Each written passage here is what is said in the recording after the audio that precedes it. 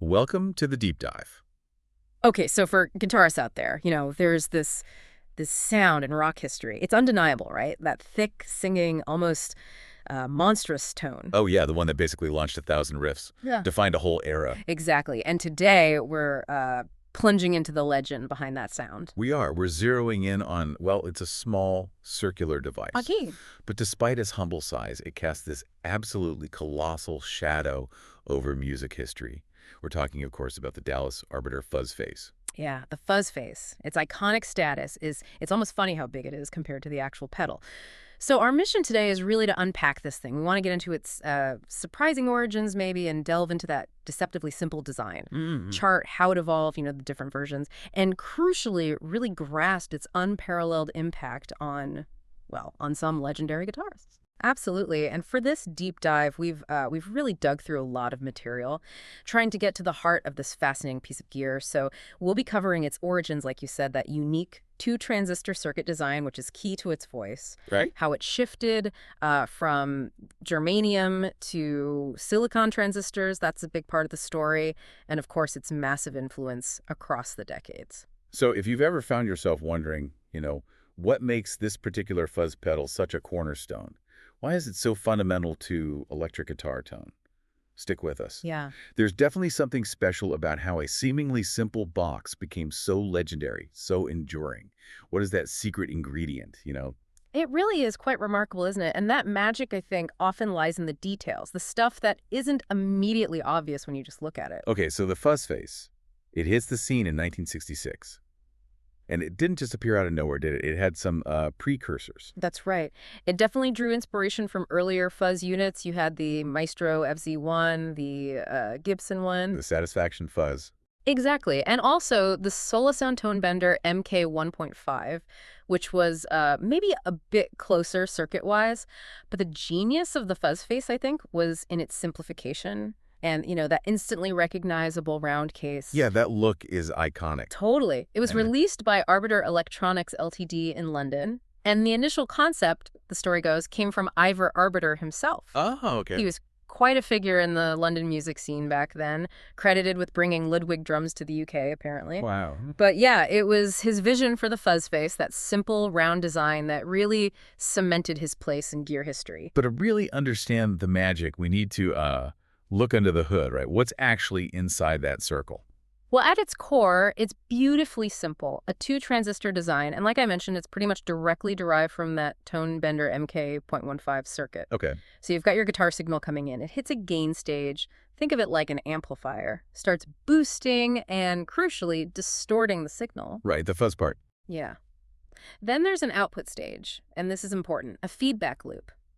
Now, this feedback loop is kind of key to that characteristic smooth clipping. Smooth clipping. Okay, what does that mean compared to other fuzzes? Well, instead of a really harsh, kind of jagged, buzzy distortion. Like bees in a can. Exactly, that kind of thing. This clipping is more rounded, more musical, maybe, like a gentle compression. It really lets the notes sustain and sing out. That makes sense. And the original ones used germanium transistors, didn't they? I've heard people talk about those like they're, the holy grail. They absolutely are for many players. Yes, originally germanium, specifically the NKT275 type. And these weren't just generic parts. They're specific qualities, even their inconsistencies sometimes. Oh, really? Yeah, their unique, almost imperfect characteristics are precisely what gave those early fuzz faces that legendary, warm, dynamic, and incredibly touch-sensitive sound. Touch sensitive, so how you play really affects the fuzz. Hugely. This dynamic response is absolutely key. It meant the fuzz face wasn't just an on or off switch for fuzz. You could actually roll back your guitar's volume knob. Right on the guitar itself. Exactly, and the sound would clean up, sometimes beautifully, almost like magic. That was pretty revolutionary for the time. So it really became like an extension of the instrument. Yeah. Part of the guitar's voice, not just some effect you stomp on and forget about. Precisely. And it was famously simple to operate. Just two controls, volume and fuzz. Volume for, well, how loud it is. Right, overall output level. Yeah. And the fuzz knob dialed in everything from just a little bit of grit, a mild breakup, all the way to full-on saturated singing fuzz. And it really, really shines when you plug it into a tube amp that's already kind of cooking a bit, already overdriven.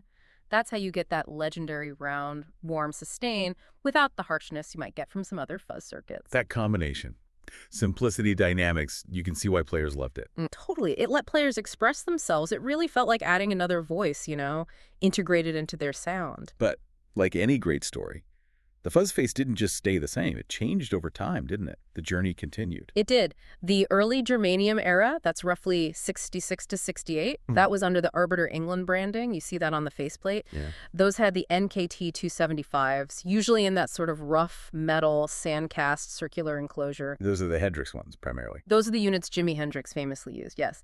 His sound from that period. Think, Are You Experienced Access? Bold as Love, even Band of Gypsies. A huge part of that sound is those germanium fuzz faces. Okay, so 68 happens, and there's a shift. Yeah, around 1968, the company merges or changes into Dallas Arbiter. And with that change came a pretty significant switch in components. They moved to silicon transistors. Silicon, okay, how did that change the sound? Quite dramatically, actually. Silicon transistors, like the BC108C they often use, they generally offered more gain. So potentially more aggressive fuzz. They were distorted. Yeah, potentially. And the tone was often brighter, sometimes maybe a bit harsher depending on the circuit specifics in the amp. But also, crucially, they were much more consistent. Consistent how? Temperature stability. Germanium transistors are famously finicky with temperature changes. Ah, right. They could sound different on a hot stage versus a cold room. Exactly. Silicon was far more stable, which, for a touring musician needing reliable gear night after night. That's a huge practical advantage. Massive. So it became this kind of choose your adventure for fuzz fans. People still debate constantly, germanium versus silicon, which is better. But it's just different flavors, really. It really just comes down to the specific sound you're chasing. Neither is definitively better, just different. And while Hendrix is maybe synonymous with the germanium sound, we know other players, like David Gilmour from Pink Floyd, really embraced those silicon versions, right? Absolutely. Gilmour famously used silicon BC108C fuzz faces in the 70s. That sound is all over iconic albums like Dark Side of the Moon, Animals. Different character, different musical needs. Exactly. So the original UK production eventually kind of faded out by the late 70s, early 80s. There were various reissues here and there, but often the quality was, inconsistent. Then jump forward to the 1990s, maybe early 2000s, Jim Dunlop Manufacturing acquired the rights. And they really brought the Fuzz Face back into consistent, regular production, which was great for players. And Dunlop seemed to really embrace the whole legacy, didn't they? Offering different versions. They did. They have the JHF1 Jimi Hendrix Fuzz Face, which aims for that germanium vibe. Yeah. And then a dedicated BC108C silicon version, clearly labeled. Right, for the Gilmour fans, maybe? Pretty much. They've even done specific artist models. Eric Johnson, who's a huge germanium fuzz face user. Okay, his tone is incredible. Isn't it?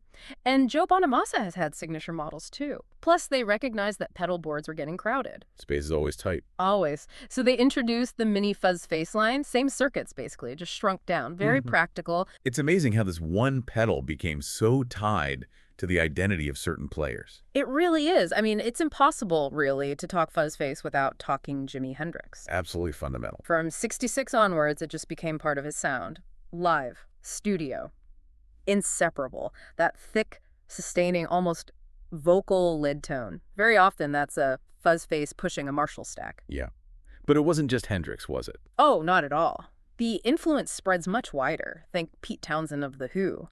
He famously used one, but often for this raw, explosive edge on his power chords. A totally different application than Hendrix's lead line. Completely different, shows its versatility. Then you have players like Rory Gallagher. Irish legend. Absolutely.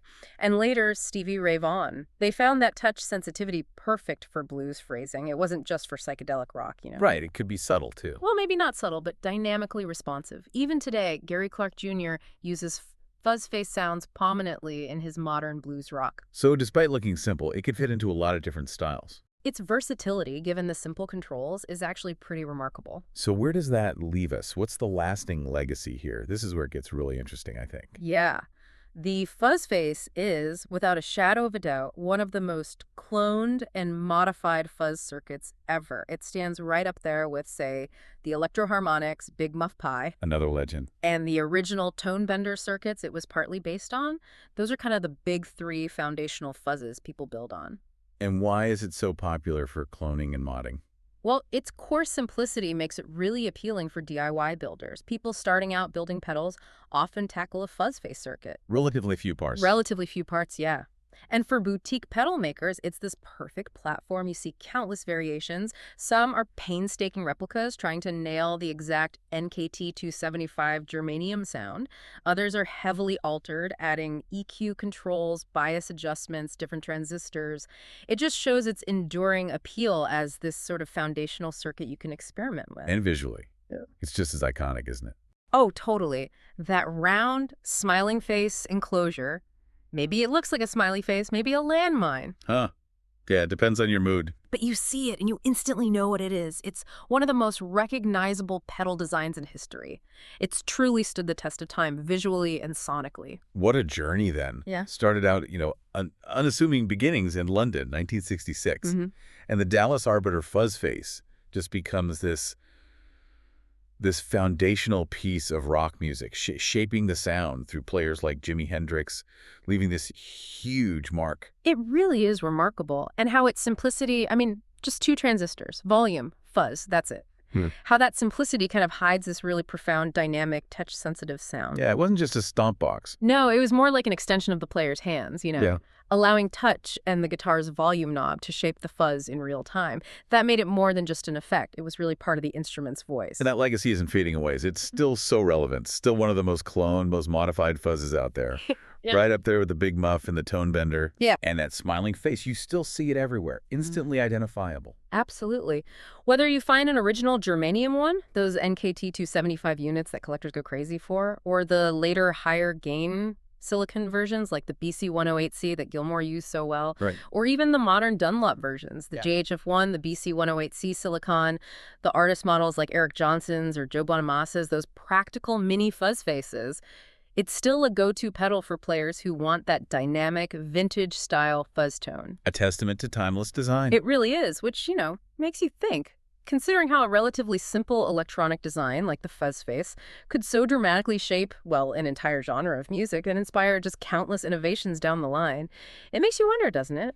What other seemingly straightforward inventions or concepts, maybe in different fields entirely, have had similarly huge, maybe unexpected impacts, on art or culture or technology, something simple that just changed everything? Makes you think.